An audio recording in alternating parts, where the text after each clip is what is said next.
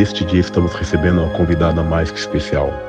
Ângela de Souza Lima, mulher preta, guerreira, mãe, 38 anos, Serviço Público Federal, na Justiça do Trabalho, bacharel em Direito, dentre outros pontos importantes, também é autista.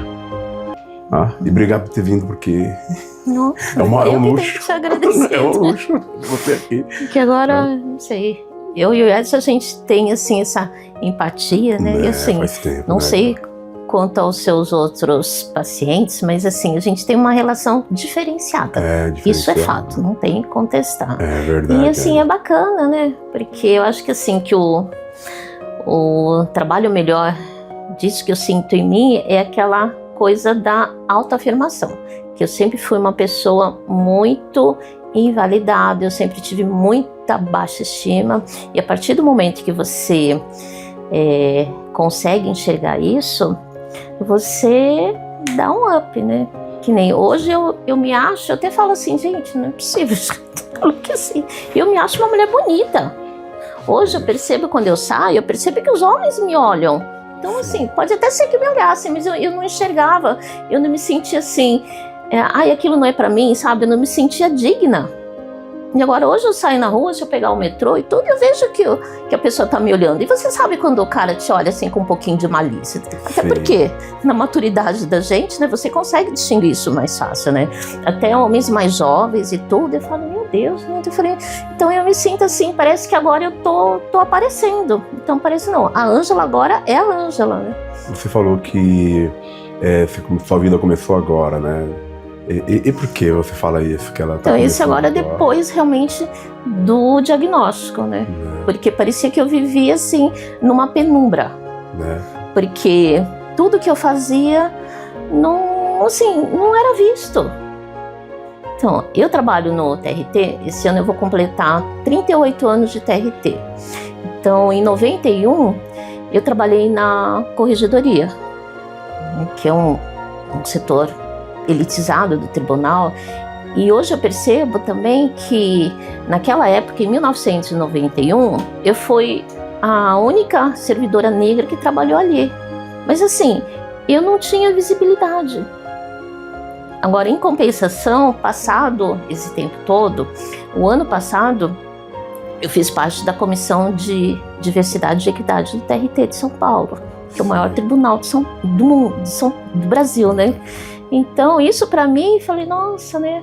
Então, isso te dá, assim, uma visibilidade. Então, daí você começa a acreditar mais em você. Daí entra essa questão da autoconfiança, de você se valorizar, de você se deixar ser vista. Então, assim, eu acho que também tem aquela questão, assim, da permissão. Porque muitas das coisas que acontecem com a gente se sabota mesmo, né? Sim. Então, você fala, eu não me permito isso, eu não me permito aquilo. Não, então hoje é diferente. Se permitir. Sim. Né? Então, após o diagnóstico é um divisor de água? Sim, totalmente. Não existe. Então, assim, eu posso falar que antes do diagnóstico eu era uma Ângela e depois eu sou outra pessoa. E realmente essa questão das pessoas te validarem, das pessoas acreditarem em você, ter paciência com você, hoje é uma circunstância que eu sempre falo para as pessoas, eu sou autista, todo mundo nega. Não, de jeito nenhum. Eu falei, claro que eu sou. Não é. Não, eu sou. Porque discutir não adianta, né? Mas sim, eu sou. Você pode achar que não, tudo bem, mas eu sou. Então eu falo, eu entendo que para determinadas funções eu vou ter que ter um tempo diferente.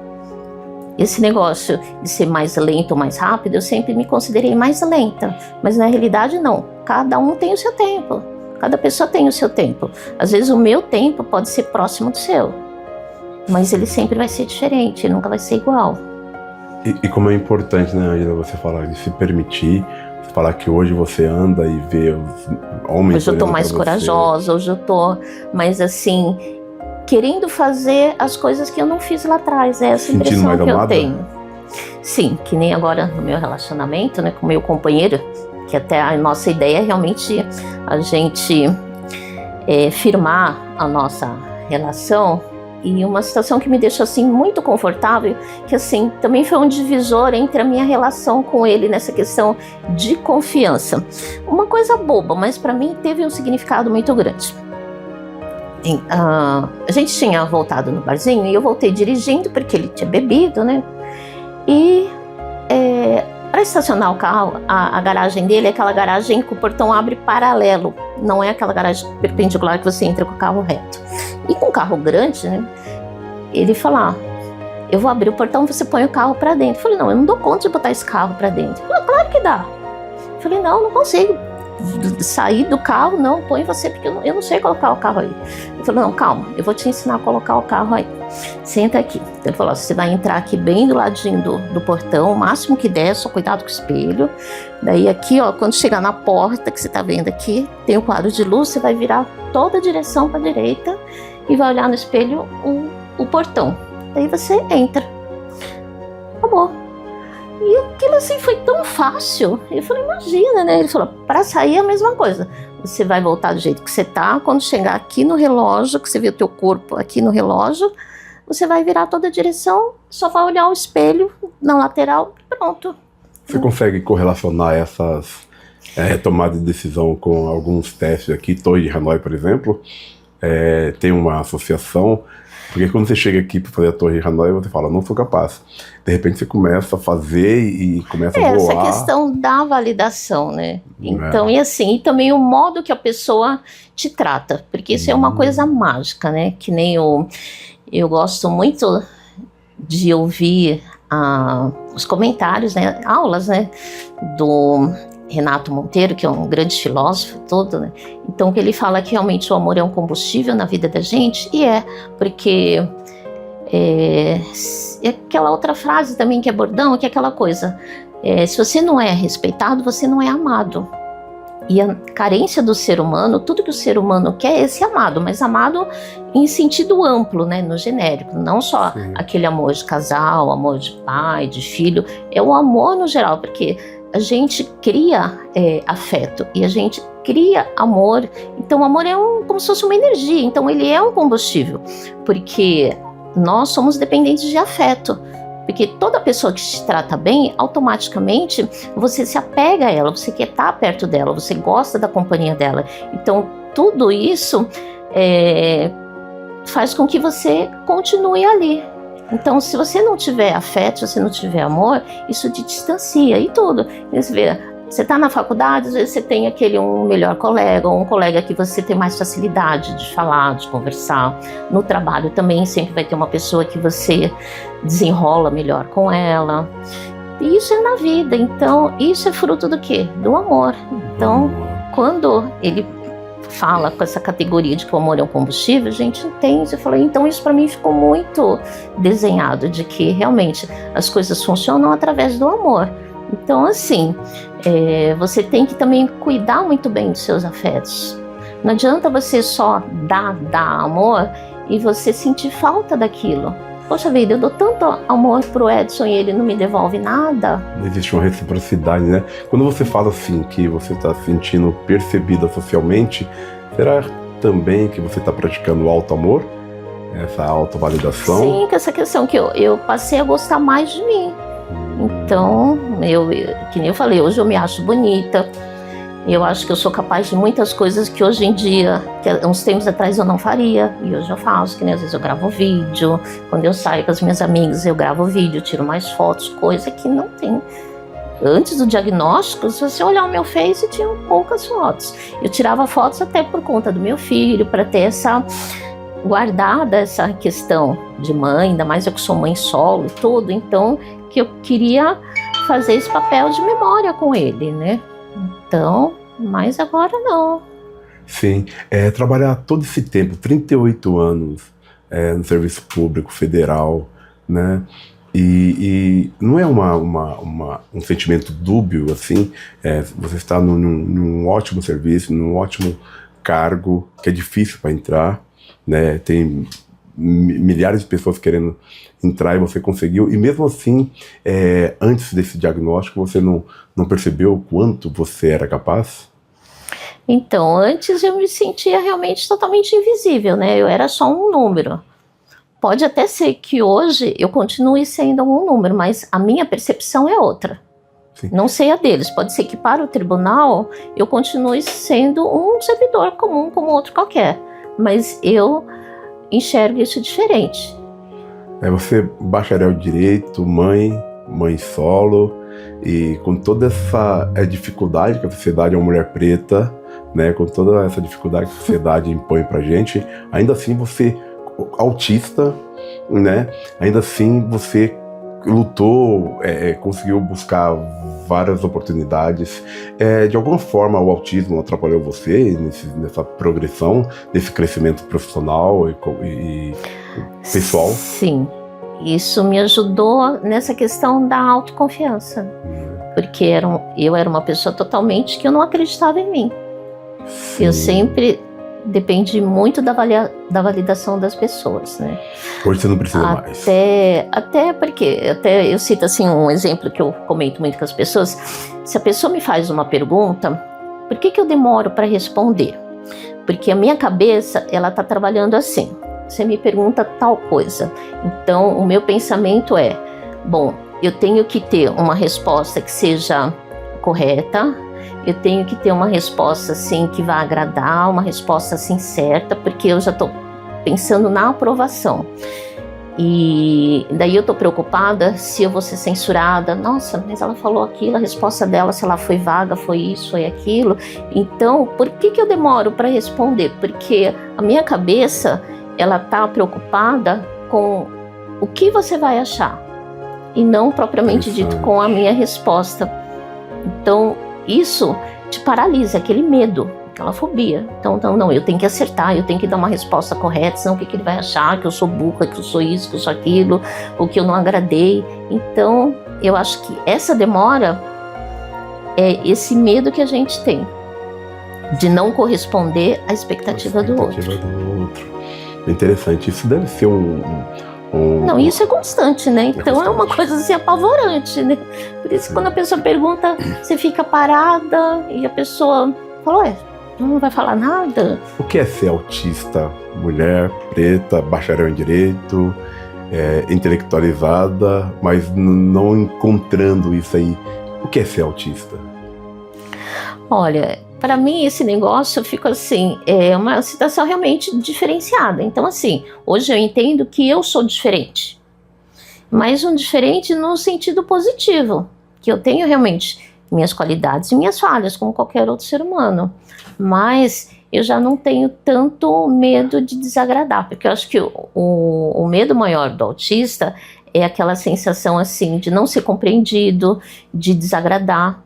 Então você quer sempre agradar e ser compreendido o tempo todo, né? Então assim, não só para o autista, né? De um modo geral, as pessoas em si, mas acho que no autista isso é bem mais agravado.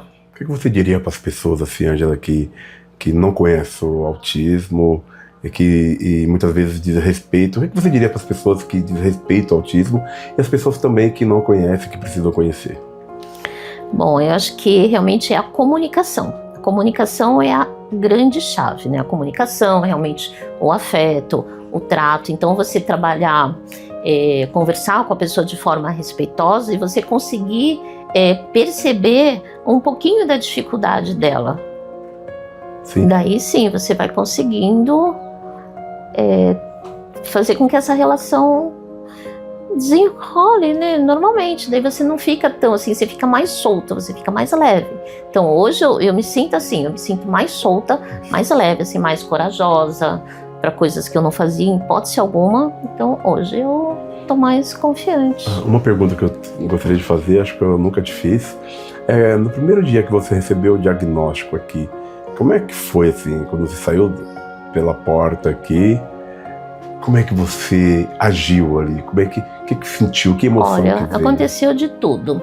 Fiquei triste, chorei, falei, realmente, eu sabia que eu não dava certo em nada, é por isso que eu nunca dei certo no trabalho, eu não dou certo naquilo, que eu não tenho namorado, que minha vida sempre foi enrolada, é por isso que as pessoas não gostam de mim, é por isso que eu não tenho amigos, é por isso tudo. Então eu me senti assim, o lixo do lixo. Depois eu falei...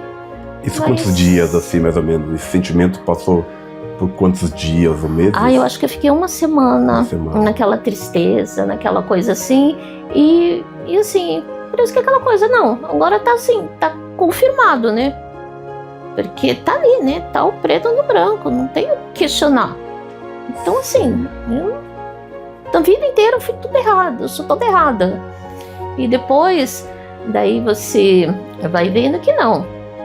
Tem algumas coisas que realmente foram prejudiciais, realmente toda a minha evolução, na minha adolescência, na minha infância, na questão profissional e tudo, mas tem coisas que você consegue, né, correr atrás. Você, opa, não, mas isso aqui eu sei fazer bem, eu sou capaz disso, eu consigo fazer isso, eu posso fazer aquilo. Então te dá uma outra coisa. Volta aquela questão também, assim, de você perceber também a sua identidade. Porque eu não tinha identidade. E eu parecia ser um zumbi. Então agora eu acho que eu tenho a minha identidade. Quando você pergunta, quem é você? Eu sou a Ângela. O que você faz? Eu faço isso, faço aquilo. Então sim, então eu consigo falar um pouco sobre mim. Coisa que eu não conseguia. Perguntasse para mim, eu ficava quieta. Falei, o que eu vou falar? Eu sou um fracasso, que nada dá certo. Falei, isso qualquer um olha para mim, já aponta o dedo e já sabe, não tem o que falar. E como é importante ouvir isso, sabia? Não precisar da validação das pessoas, né?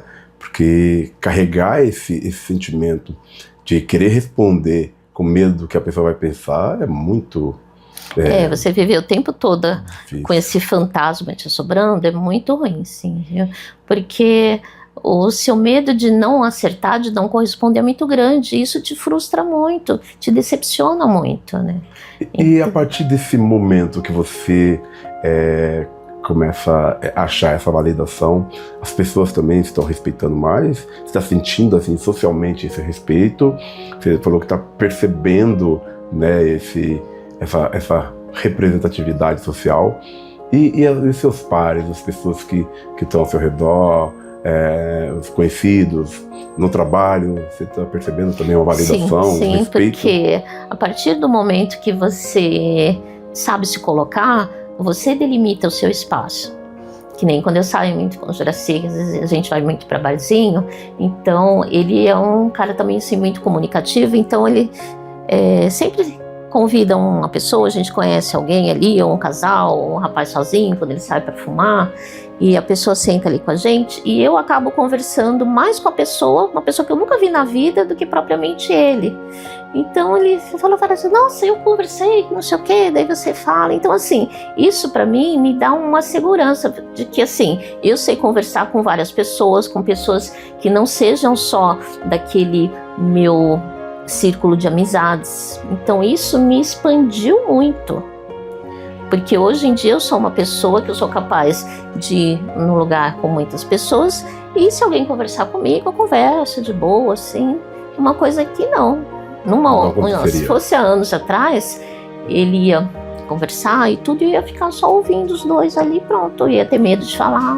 Não, então hoje eu consigo me expressar. Então a partir do momento que você sabe se colocar no lugar, aí dá tudo certo, né?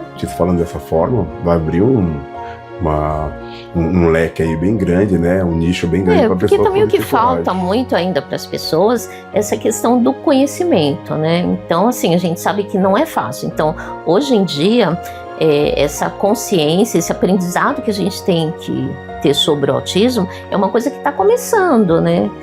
Então, você considerar isso há 20 anos atrás, ainda como hoje, o que é considerado autismo é aquele autismo severo.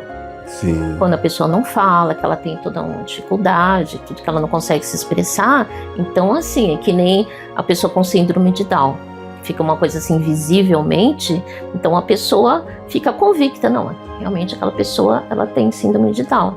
Então é inquestionável. Então o autismo que a gente precisa ainda é essa questão cultural, né? Então você tem que aprender. Então o mundo está aprendendo. Então aqui no Brasil a coisa está ficando mais. E você vê, o pontapé foi o Marcos Mion com o filho dele, né? Então depois disso a coisa começou a tomar uma outra proporção. Então as pessoas começaram a investigar mais, começaram a ter mais empatia.